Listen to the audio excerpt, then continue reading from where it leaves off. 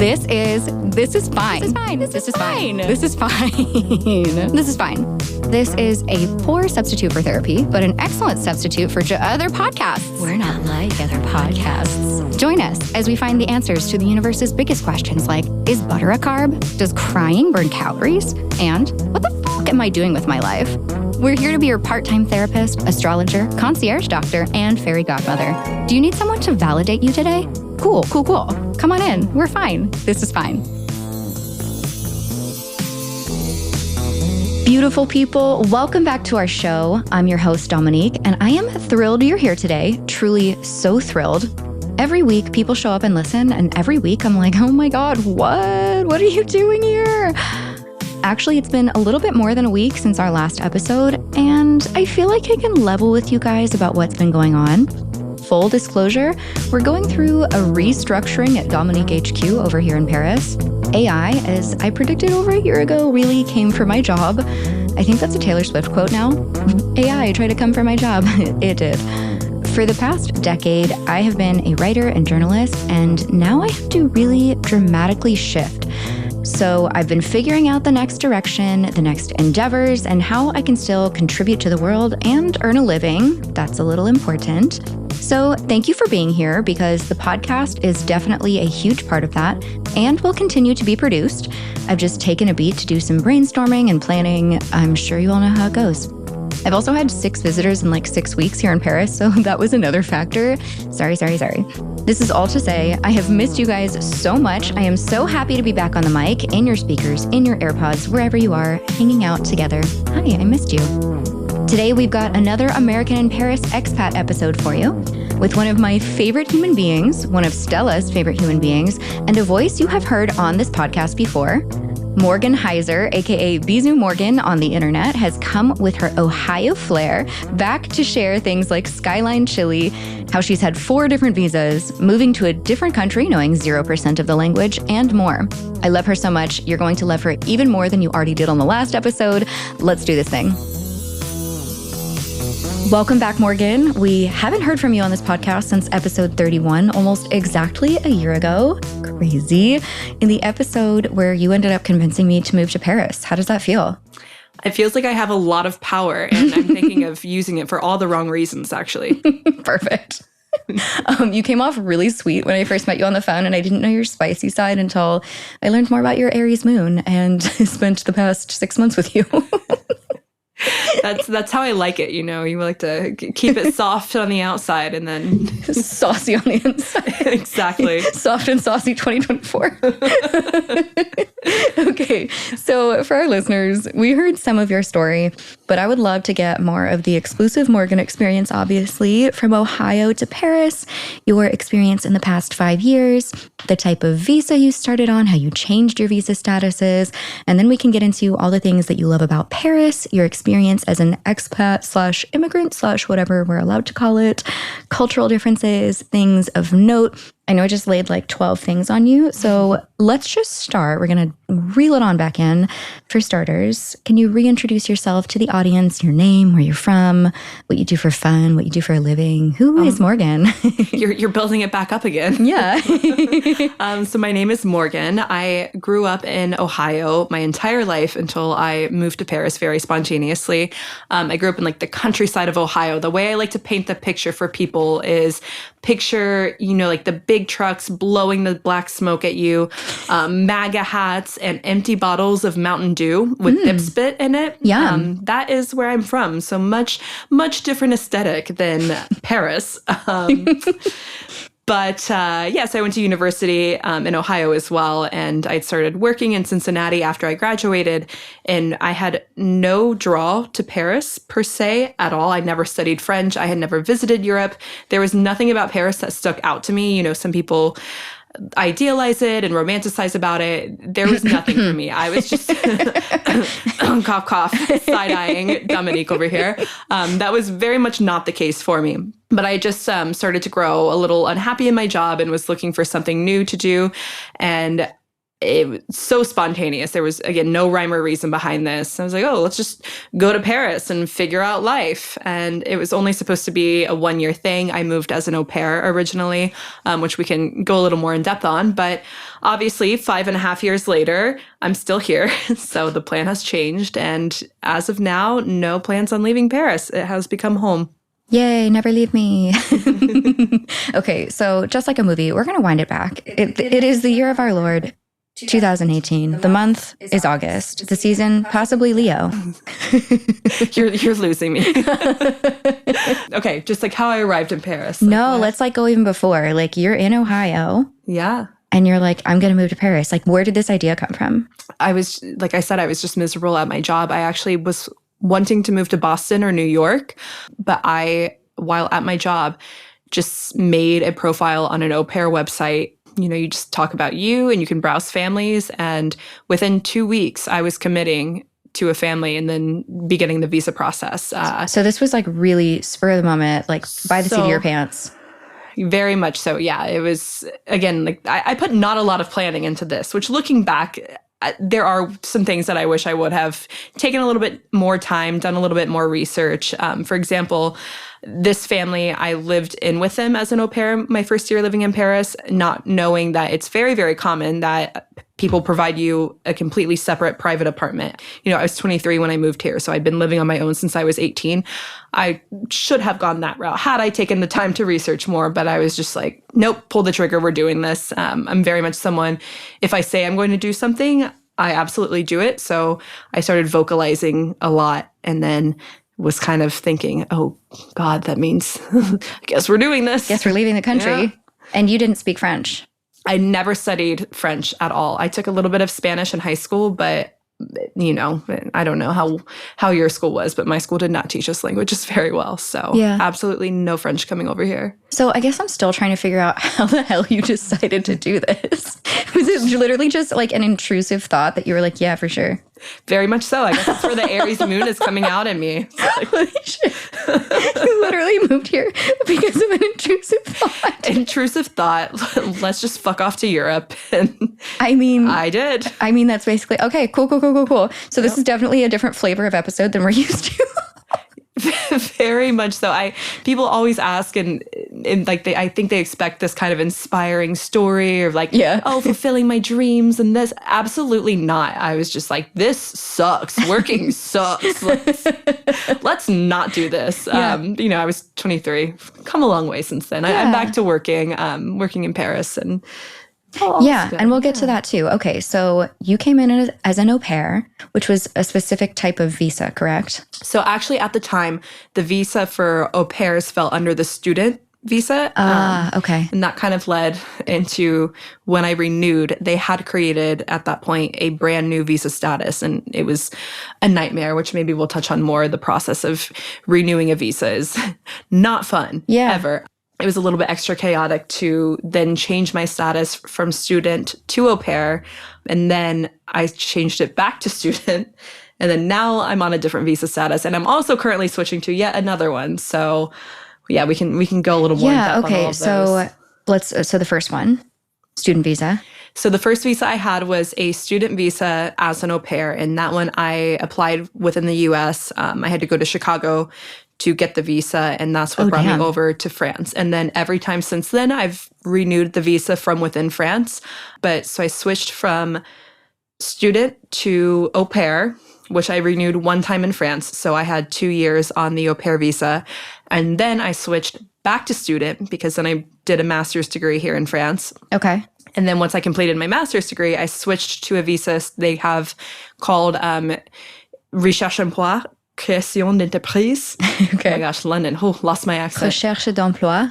Création d'entreprise. Okay. Yes. So it's basically a 1 year visa. For work. Yes. It's a 1 year visa that you only qualify for if you have completed a master's program in France that allows you to either work kind of on like a freelance basis or work for a company. It's like kind of like a buffer time. So with that, I've done some freelance work the past year and then moving into full time that I'm now switching my visa status yet again to a fourth status called salarié, which is just like a salaried employee visa. That Normal is work visa.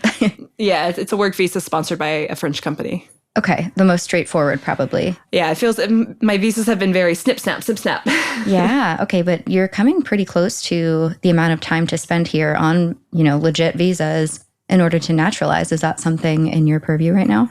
It is. I actually just spoke to our friend Amanda's attorney. Well, she spoke to him for me. Technically, all of our attorney. Oh, yeah, yours too, Daniel. Shout out Daniel Tostado. Hey, Daniel. And, I wasn't sure. So normally in France, it's 5 years of living here to apply for citizenship. And I have reached the 5 years now, but I wasn't sure, with the types of statuses that I had, if they all would count towards that. But he confirmed that I have been eligible since August 2023. So sick. It's something that I want to start, but it's quite the process. So I'm not really jumping into it right now, but it is something that I plan on working on. Big goals for 2024? Yeah, are you looking into your future here? Like, yes, no, 5 years. Literally, yeah. I'm like, okay, how do I do this? Dominique has glitter in her eyes right now. See, they're twinkling. To the surprise of no one. Who romanticizes Paris? Not me. Yeah, who would ever do that? Okay, so going back to the intrusive thought that brought you to a different country with a language you didn't speak, what was it? What was the catalyst or the impetus of, okay, I want to stay here? Even though, I know you were au pairing, and I personally know you didn't plan to be an au pair for the rest of your life. But was there a moment where you're like, yeah, I really like it here, I'm going to stay? I think it wasn't even so much like this eye-awakening moment or something. It was just, I think I was about 5 months in, and I'd finally started to feel like I knew the city a little bit, like I understood. I'd learned my basic French, and I just felt like I just started getting my feet wet. And despite knowing that I had another 6-7 months on the table, it does take a few months to be able to renew your visa and process and plan for all of that. So what was it that made you want to get a master's here as well? You decided to go to school. Yeah, so something really cool about France, if you do studies here, for one, it is substantially cheaper than in the US, even attending a private university. So I attended a private university for my master's, and I think the total cost was around 10,000 euros for the year. So that was probably, I would guess, around 13,000 euros, or dollars, sorry, which is substantially cheaper than most programs in the US. But something also cool that they offer, if you've studied before in France, you can actually get your master's paid for by a company. And so that's something that I did. So it's called working on alternance. So basically like a work study program. I was doing a master's that also had me working for a company, and they not only paid me, so I was paid a salary, but they paid for the school. So I completed my master's degree in France at no cost to me. That's fucking insane. Oh my God. Yeah. I'm like, maybe I should change my status. Yeah. So now I have an international master's degree. And again, even if I would have had to pay for that, it would have been a lot cheaper compared to the US. And attending public universities, which I think that's the struggle a bit more with finding a program in English. A lot of those are French speaking, but they can be like a couple $100. That's insane. American audience is probably throwing up or like thinking I'm crying, not speaking screaming, right. No, I'm literally saying a couple $100 for the year for university. Yeah, that's it. What? And that's for someone who's not even like born here, not a citizen. It's going to any public university. So that would be French. I think they may, don't quote me on this, I think they may have changed a little bit for international students, but even still nothing at all. What that wasn't even my like, books. I would, exactly. Yeah. I paid in-state tuition, and I think it was every year I was paying around $20,000 to attend university in Ohio. Do you want to know what mine was? Yeah. It was like 65 to 70,000 a year. Crying, screaming, throwing up. Yeah. So, so here I am. Okay. So if anyone is listening and like, oh, I speak French, like I could go to a public university in France, or I've been studying French, like this maybe is your kick in the pants to get to a level B2 C1. So you could attend university in French for basically free. I have a friend, my friend Jesse, who I think it was Le Sorbonne that he went to. And so it was low cost. He left college in the US, and he kind of had to learn French, he said, but he said that's how he learned so well because That's amazing. he took the university studies in French, and it's kind of a sink or swim situation, I think, when you get like that. But the reward it's there. Big payoff, literally. Because did that increase your salary when you graduated? With the master's? Yeah. Kinda. No. Sorry, sore subject. Yeah. So also anyone looking to move to France, be very aware that the salaries are abysmal here. They are so low, and everyone has a master's degree. So while in the US, having a master's degree seems like it would make you stand out as a candidate, like it would make you be able to earn more. Everyone here has a master's degree pretty much. It kind of just flows how we do like the 4-year undergraduate degree. They just do it all in 5 years. Well, yeah, especially if it's freaking free, basically. Yeah. So having a master's here does not make you stand out because everyone has one, and the salaries are still very, very low here. Yeah. But the cost of living also significantly cheaper. Very true. Yeah. Yeah. So it's a trade-off, like you right? need to have like a whole like financial analysis episode on one of these. Yeah, that's actually a fun idea. We should get like an expert because I don't know what I'm doing, but someone else does. Numbers? What? You were just trying to do math earlier. With like, literally just years. We're fine, I swear. It's fine. This is fine. This is fine. Right? Okay, so you decided to stay. You got your master's. You're on another student visa. And then once you finished your master's, you went back full-time into the workforce. Or stayed full-time in the workforce? Yes. Okay. So I started a job with one company on the contract. It's called a CDI, and this is kind of the coveted contract that you want to have in France. And with this contract, it's very, very hard to get fired from. Yep. But with that, you start with a 3-month trial period, and they kind of make sure that you're right for the company. It's also your chance to make sure it's the right fit for you. And I was unfortunately laid off with around 40% of the company. Well, I had 16 days left on my trial period. So I had really no protections that you would get in those cases where you do get let go on those types of contracts. So that was really fun. Amanda actually manifested me being laid off. She had been laid off. It was so funny. We were out one night. So she'd been laid off. It was a Tuesday. So, I couldn't stay out too late. I said, I have to go home. I have work tomorrow. And she literally said, oh man, I wish you could just be unemployed like me and we could have fun together. I got laid off the next day. The next day. Like, you can't even make this up. Oh my God. So sorry. So then we were both fun employed together, as we like to call it. I managed to find some freelance work for a while, and now I've switched back over to that CDI contract with a different company. So it's pretty funny. That was around the same time you started creating more content, right? Well, what do you do when you have no job? But that is exactly how you ended up on my For You page on TikTok. So you getting unemployed literally dominoed into me being here. So technically, y'all manifested this friendship. We did. We did, yeah. Kind of crazy. It was like a domino effect, butterfly effect. Invisible string. Invisible string. Oh, yeah. For anyone listening, this is the biggest Swiftie you're ever going to meet. Do you want to talk about your obsession with Taylor Swift? I'm trying to think of where to start. Did I make you bashful? Oh, my God. Well, yeah, I don't know what to say. I love Taylor Swift. You make friendship bracelets. Make friendship bracelets that I used to flirt with boys at the bar. Yep, huge. So I've always said if you were to ask me if I was a religious person, I would say no. But in fact, I am. I've been on a religious journey for a very long time. It started with the father, Paris Hilton. And then when I was around 12 years old, maybe, I found my scripture, my gospel of Taylor Swift. Sorry. Her lyrics are my gospel. And, I've been waiting for a while to complete that Holy Trinity. No one else really seemed at their level, but I just spent 3 months in London and, I discovered the Holy Spirit of Princess Diana. So. Are you going to go pay homage over at Pont de l'Alma after recording? Yeah. Before you take that metro? Just head on over to Pont de l'Alma at, what is it, the Flamme de Liberté? Like the flame, yeah. Fun fact, we're right near where Princess Diana. Fun fact, I live near her death site, which is really sad, but I think about her almost every day now. Yeah.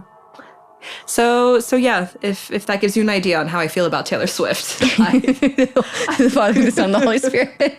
In nomine Patri, Filii, Spiritus Sanctus. I've completed my Holy Trinity, and I encourage everyone that thinks they may be not religious, think about your Holy Trinity, because I promise you it probably exists in some shape or form. Ooh, maybe mine is like Elwood's. I don't know. We can think of it. We'll work on this. Yeah. Elwood's is part of this She's character-centric Holy Trinity. Mm-hmm. Yeah. Honestly, one of the greatest inspirations of my life. But this episode isn't about me. It's about you, Morgan. Oh. So thank you for sharing your religious inspiration. We're talking about Paris, religion. Yeah, Paris, deep. Other Paris. No, Paris, and I met Paris Hilton. In Paris. You know that photo, right? Oh, you've seen the photo. For sure I do. It's scripture. Uh-huh. It's a canon event. I met Paris Hilton in Paris. We have the most iconic photo in front of the Eiffel Tower. I low-key stalked her, but it's fine. Yeah. It's my aunt has it on the fridge at her house. I was home one summer. I only go home around once a year. And I just, the fridge is covered in photos of all of the aunts, the uncles, the cousins, all family members. And then there's the photo of me and Paris Hilton in front of the Eiffel Tower. It's iconic, on dude. The fridge. Literally so iconic. We love it. We love to see it. As Paris would say, icons only, bitch. Loves it. Loves hot. it. That's hot. That's hot. I love her too. She's up there with my Holy Trinity, I would say, as well. Yeah, I have one of her mugshots framed in my bathroom. That's gorgeous. I actually knew that, but no one listening did.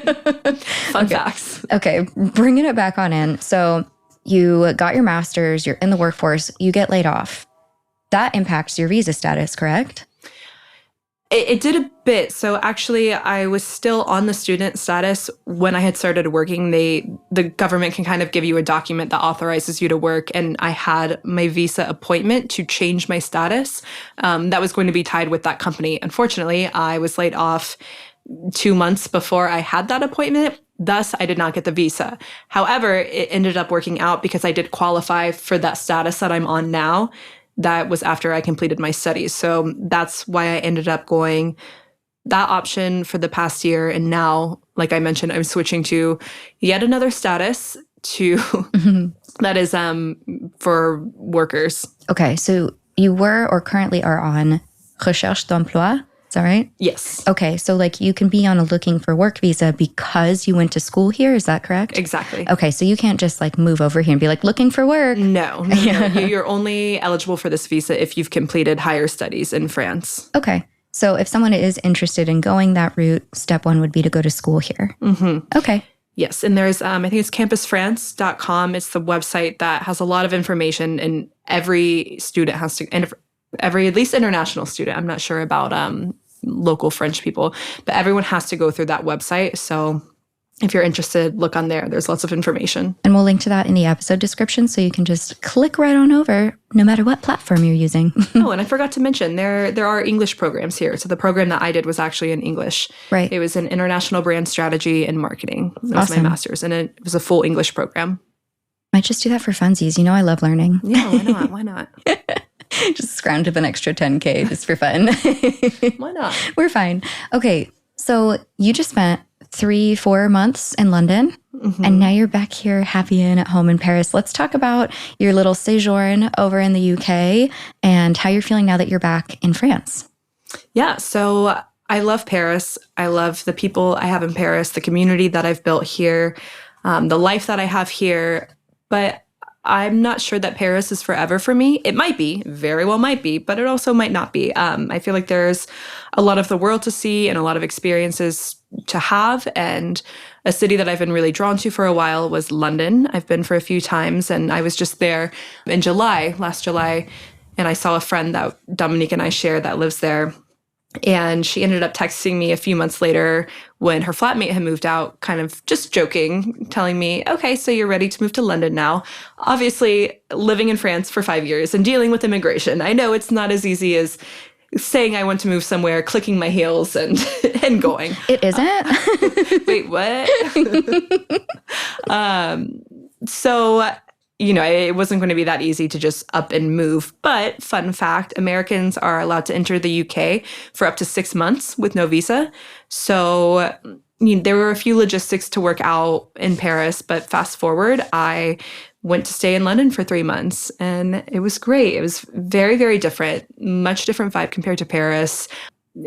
I'm not ruling out potentially living there one day. I really enjoy the city, but I'm very happy to be back in Paris and to be back with all my friends and just resume life here because, I mean, this has been my home for 5 years. So just on a personal note, seeing you now versus when did you move? September? Like it was around my birthday, right? Yeah. Okay. So like before where you were feeling kind of burnt out, stale, a little jaded about Paris, and now seeing you today and like frolicking around town today and getting overpriced rotisserie chickens and croissants and coffee and little pocants, little assiettes. Like, I don't know. You just are in a totally different, I want to say headspace and glow space at the same time. You're glowing. Ooh. She's glowing. You just seem really happy to be here and it makes me happy. You know, I feel like that can go for anyone, really. You just really need a change of scenery sometimes, a little change of pace.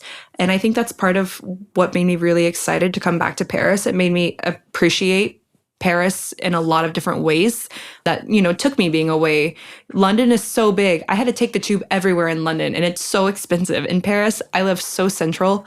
I can walk or bike everywhere. And I think I took that for granted. You know, sometimes I would be at home and just be too lazy to walk 15 minutes to my friend's house. And now I'm like, oh my God, you're right there.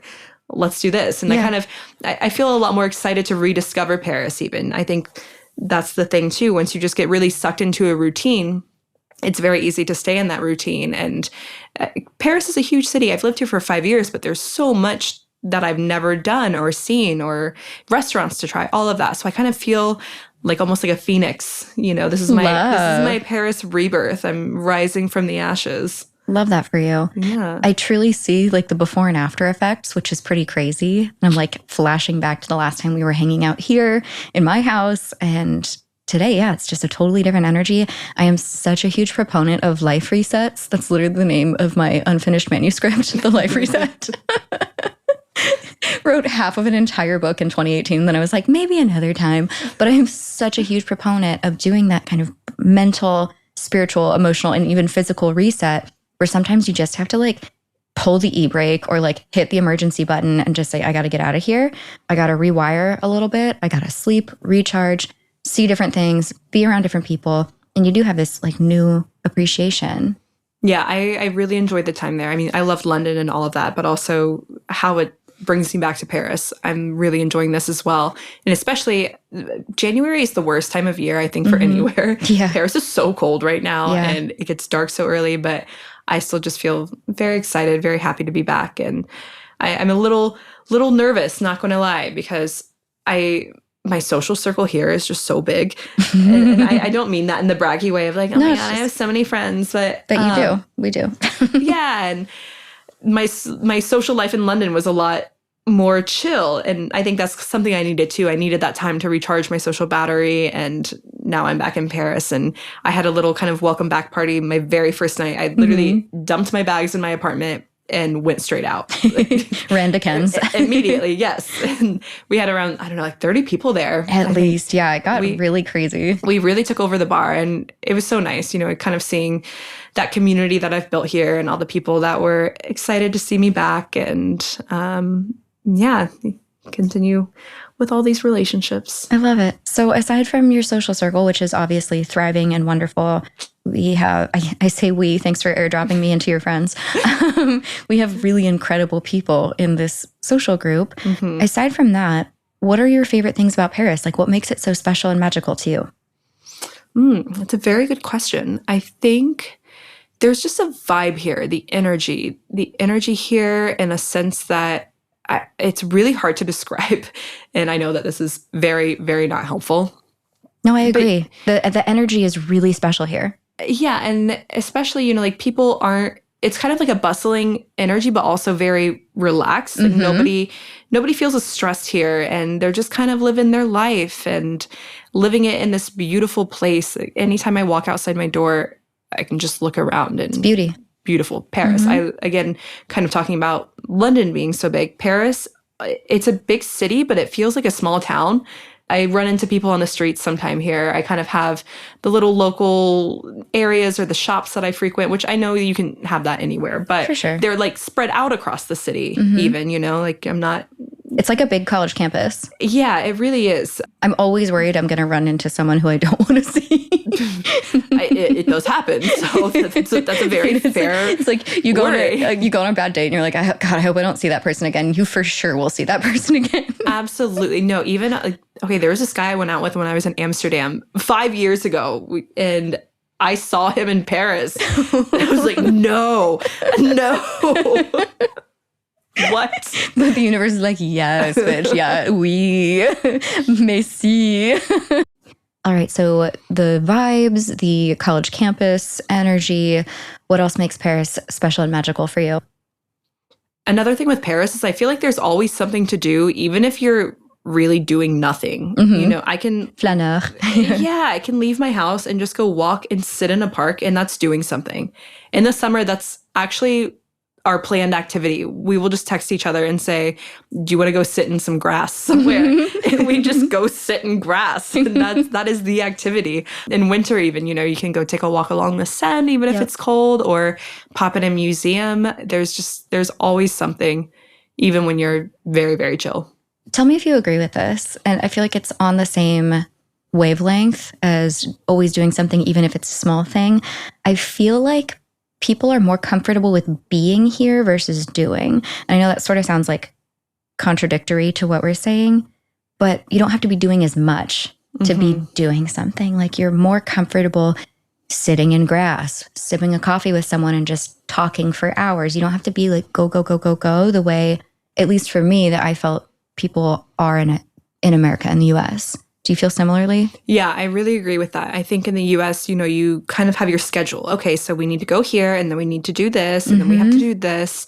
And you really try to maintain to that schedule.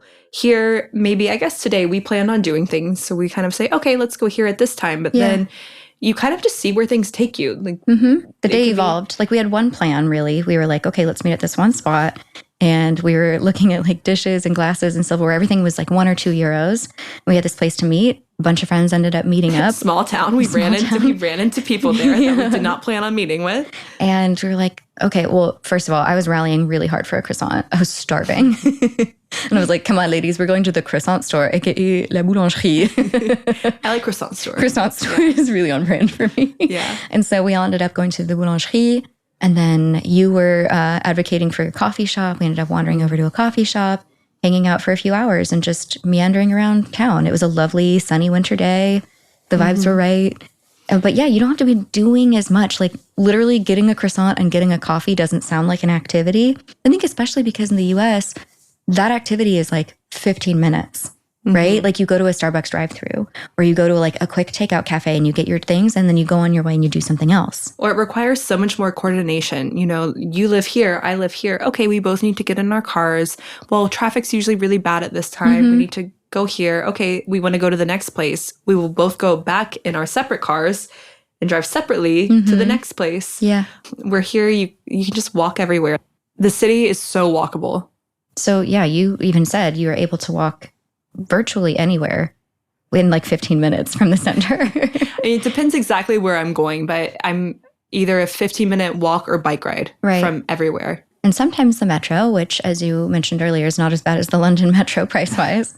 Price-wise, absolutely not. I prefer the Paris metro in that sense. And because the city's smaller, you can cross edge to edge a lot faster. Yeah, we spanned from where we were at earlier to my house, which is basically like opposite ends of the city. Not totally like, we're not at the Périph', but like, is that how you say it? Périph'? The Périph', yeah. But yeah, we spanned the city and it took us like, I don't know, 20, 30 minutes. Yeah, easy. Yeah. Easy. Yeah, and we don't have to get into a car. So that's nice. For sure. Okay, so you like that it's walkable. We like the vibes here. You can meander. You don't have to be doing so much. You can relax and still feel like you're having a really fulfilling, enriching day. Something as simple as just getting a coffee and a pastry or viennoiserie is like a lovely activity, and it feels wonderful. I keep saying I feel more like a human being than a human doing here. Ooh, I love that. TM, trademark. Deep. Trademark that. I didn't come up with it. Someone else definitely did. But yeah, it just feels like you can be here and it's more peaceful. Yeah, very much so. And you're still in a city, which is crazy. I don't know if you heard. Oh, yeah, you did. My episode with Allie, episode 59, if you haven't heard it yet. We were talking about how even though you get the benefits of being in an urban environment, it doesn't feel oppressively urban. See, I kind of, but being in London just now, it was a lot more chill. Interesting. And felt Okay. a lot more in the sense. So I was staying in like West London, and I walk outside and it's very much a neighborhood vibe. Mm-hmm. I was saying I started running again while I was in London because I could step out my door and just go. Here, the sidewalks are a lot smaller. It's a lot more bustling. You kind of have to go out of your way to then go somewhere, which is like, I don't know, because Paris feels a lot more city. It's obviously not going to be like New York. Yeah, that's what I'm comparing it to. It's definitely not like that. But so much of London had so much more of a chill vibe compared to Paris. Interesting. Yeah. Yeah, I love London too. I haven't spent enough time to really make that comparison, I guess. I haven't lived there. I'm just thinking I never considered myself a city person, and this feels comfortable still.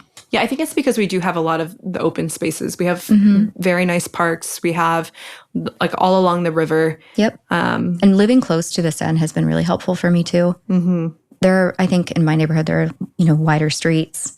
It's a little bit more open and quiet over here than in some of the other neighborhoods, which maybe... My neighborhood. Yeah, exactly. Your neighborhood definitely feels more urban. But yeah, I think it strikes a good balance. Yeah. Okay, so pivoting a little bit, now I would love for you to share, if you're up for it, if you're amenable, what you're up to now with your work and maybe what's next. So do you want to just dive into your professional life? Yeah, sure. So I'm back from London, only it's been 1 week. Exactly. So a lot of right now is kind of just resettling back into being here because I spent some time there. I was in the US before that. So I've been away from Paris for quite some time, actually. But kind of just settling back into my own apartment, my own routine, catching up with all my people here. And like I mentioned, I did switch to the full-time contract. I'm working with a French cosmetics company So in chic. marketing. We love it. We love it. Bring on all the Emily comments. American working in marketing in Paris. How many times have you been referred to as Emily in Paris, including on this podcast? Oh my gosh. So many times. Yep. People do it all the time, no matter where they're from. Every single Americans day. do it. French people do it. And I think they act like it's clever and cliche. Like, It's the first time you've heard it. we hear it all the time, but just want to clarify that I was in fact living here about 2 years before Emily was. So you beat her to the punch. You started the trend, obviously. Exactly. Okay, so you're working full-time professionally in marketing for a French cosmetics company. Bring on Netflix. Okay, cute. Yeah. I'm going to put you on the spot here for a second. Okay. We're just going to totally change directions. I'm nervous. You're an American living in Paris, working at a French cosmetics company in marketing. You've been here 5.5 years. You know what's cool here? What's your favorite place to get a coffee? Oh, my favorite place to get a coffee. There's so many. I'm addicted to coffee.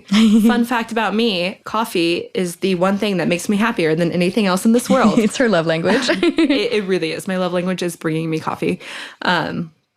There are a few. I think one that I probably frequent the most just because of the neighborhood. It's called Beans on Fire. It's in the 11th. We went there today, actually. It was really good. Love that. There's another one called Le Peloton, and that one is right along the Seine. I think it's technically in the 4th, but I have a friend that works there, and the coffee's so good. They also rent bikes, and they do bike tours. I've done a few of their... I've never done the bike tour, but I've rented bikes before, and just very, very good vibes there, and good coffee, of course. Where else? Where else is good coffee? I would say those are my top 2 picks. Okay. Yeah. Do you like Buddy Buddy? Oh, I've only been to Buddy Buddy once, actually. Can we go this week? Yeah, because we're getting brunch Sunday on the Tomorrow, literally. Perfect. Oh God, it's all blurred. Oh my gosh. Okay, Buddy Buddy is my favorite because they make these peanut butter lattes. Oh my God, I go bananas. Yes, I went for the peanut butter coffee, and it was very good. Again, that's the only time I've been there, so I can't say it's a favorite, but it was very good. And actually, now I've decided my dream is to open a coffee shop wine bar. Ooh. Because those are my two favorite liquids. I love them very much. And you're like the new folderol, but instead of ice cream, it's coffee. Coffee by day, wine by night. Maybe you want wine during the day and coffee at night. We're not judging. Yeah, you do. You live your life, live your truth. Yeah. Yeah. So let's manifest that. I love that. Not making moves on it now, but here's where we start vocalizing it. Just get Amanda to say it out loud and then it'll happen. Exactly. See, I'm saying it out loud. And it's going to happen. Yeah, we're putting it in motion, planting that seed. Exactly. Semer cette graine.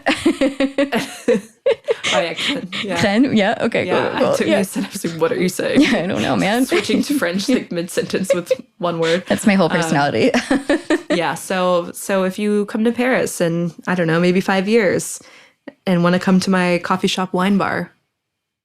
It's happening. What are you going to call it?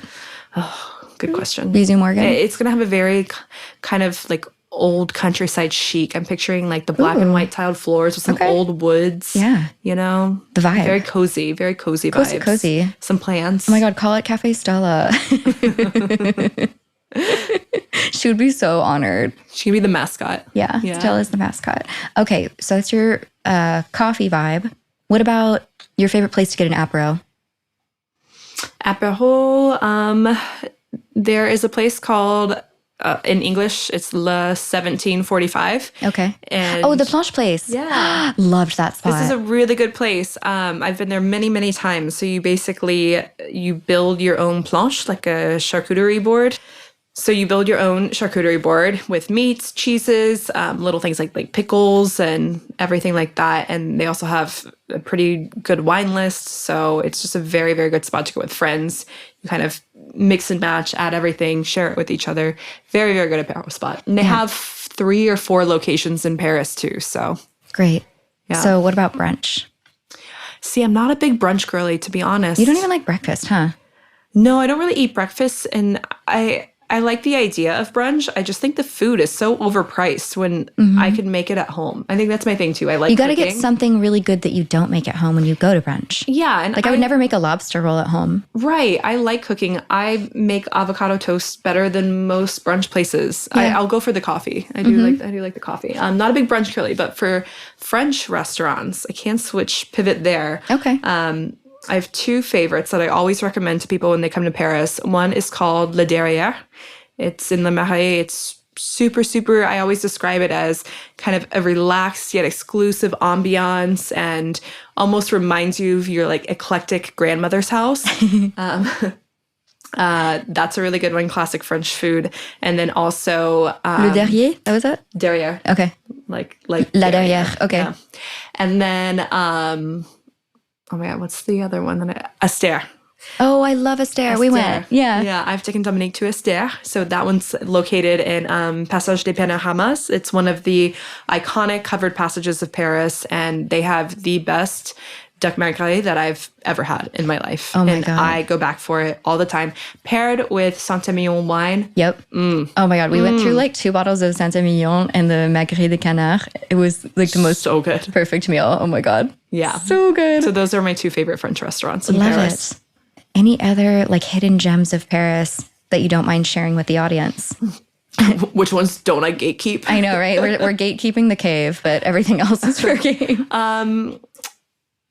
Let me think. Okay, another restaurant you should check out is actually owned by my friend Nadim. Oh, so yes. Great plug. Yeah, so Nadim's my old coworker, and he recently opened a restaurant with his friends called Le Cheval d'Or, and it's so good. It is so good. Sign off. Listen, not just saying this because he's my friend. The food is so good. And they actually recently just won an award. I saw they posted they got something from Le Fooding, which is a very big, famous... That's a big deal. Well, it turns out apparently it was the highest award. And I had no idea. I knew they won something. Well, congrats. Yeah, cool. They got a prize, whatever. It was our other friend brought it up to me the other day when I saw her. She's like, oh, I saw Nadim's restaurant won whatever's this highest, most esteemed award. And I said, what? What? He was so humble about it. I called him. For sure. I was like, you didn't tell me it was this. He's like, yeah. So definitely check that one out too. It's called Le Cheval d'Or. And it's a French Szechuan or Chinese? Just general Chinese? I think, yeah, like a French-Chinese fusion kind of thing. It's incredible. I think that's how they describe it. They had don't tell me. It was a French version of a Peking duck. Yeah. With like the cucumbers and the sauce and everything. Oh my God, it was so good. Mm-hmm. We need to go back. We are planning to. Big plug. It's in the 20th, right? 19th, 20th? 19th. 19th. Yeah, it's in the 19th. Might be. I'm like, that's so far. It's okay. It's worth the hike, I promise. Yes. Something that everyone should absolutely do when they're in Paris is see the city from above. And there are a few different places that you can do that. I don't recommend going to the top of the Eiffel Tower. I think that's going to be the one that stands out the most. Fun fact, I've actually never been to the top of the Eiffel Tower still. Is that why you don't recommend it? No, not quite, because, you know, that's kind of the view. That's the star. Why would you go up there and not be able to see it? So the one that I highest recommend would be the top of Montparnasse Tower. Montparnasse Tower is also kind of nicknamed the eyesore of Paris. Like Paris has these laws about how tall buildings can be within kind of central Paris to, I don't know, maintain the image and everything. The and then aesthetic. I don't know how the heck this thing came up. I don't know the history behind it, but it's ugly. It's a big, it's a big ugly skyscraper, standalone in the middle of the city. But they have a rooftop that you can go to, and it has a direct view of the Eiffel Tower, and it's the other highest point kind of in central Paris. And there's also a little, I wouldn't even call it a cafe. It's kind of just like a counter that you can order little snacks at. You can also order wine. So actually a guy took me on a date there when I had only lived here, I don't know, maybe 2 weeks. Hot. And we just, it's like super, super casual. We just ordered wine from this counter, and then they have floor to ceiling windows and some tables, you know, like it's not like a seated thing at all. But yeah, then you can just grab a bottle of wine, sit at one of those tables and enjoy the view. And then, you know, then you're inside, it's heated. It's so nice. I always recommend going kind of before sunset so you can see the city in the daylight. You can see sunset, which is obviously beautiful. And then also when the city is lit up, it's gorgeous as well. Prime time to go. Enjoy the bottle of wine and just chill, take in the views. Vibe. Other places that you can go are top of the Arc de Triomphe. You have to climb stairs, so be prepared for that. Exercise. Yeah, I think that one's around, so Montparnasse Tower, the last time I went, it was around 18 euros. Arc de Triomphe is around 13 euros. There is a free rooftop at Galerie Lafayette. And it has a beautiful view. It's right across from where the opera is at Palais Garnier. Yeah, it's the Galerie Lafayette Haussmann. Haussmann, yeah. Yes. Yeah. Haussmann. I don't know. It's in like, I think it's technically the 9th arrondissement there. And it has a view of the Eiffel Tower as well. There's a cute restaurant up there too. I love Créature. It's so good. I've never been. Oh my gosh, it's so good. So that's a free one. Free one if you don't want to spend the monies. All great places to see Paris from above. Beautiful. Thank you for sharing your little secrets. Also, why haven't you taken me on a Montparnasse date yet? Let's go. I'm like, why don't you love me enough? So you're saying you hate me? I get it. You hate me. Morgan, thank you so much. This was so fun. Such an authentic and real conversation. Thank you for sharing your experience, your 4 different visas, your journey from student to actual employee. I'm so proud of you. We love you so much. Thank you. Thank you. Thank you. Thank you. Bisous. If you didn't hear on the last episodes, I've got a Substack now, trendy. Dominique on Rose, that's hyperlinked in the episode description. I'll be delivering a fun mashup of content to your inbox about once a month, including some astrology intel, perfume recs, ridiculous TikToks, and my random musings. If you like hearing and reading what I have to say or enjoy the things that I recommend, you're going to want to subscribe to that.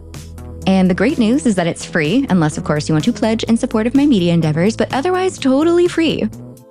Thank you all so much for being here. I hope you had a great time hanging out with Morgan and myself. And Stella, whether or not you knew that, she's also here today. She's just a little bit quieter. Let us know what you want to hear next. I'm fine at thisisfinepodcast.com. You can always reach us there. You can also always hit me up on TikTok and Instagram. I love hearing from you all.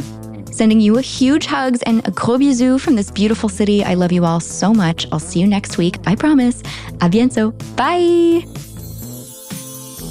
Thanks for tuning in to this episode of This Is Fine. I've been your host, Dominique Michelle Astorino. We're based in San Diego, recording in studio at DLI Productions in Pacific Beach with Emmy Award-winning sound designer Dan De La Isla. This is a comedy and advice podcast, but for legal reasons, this entire podcast is a joke and none of it is medical advice. To download the transcript or learn more, visit thisisfinepodcast.com.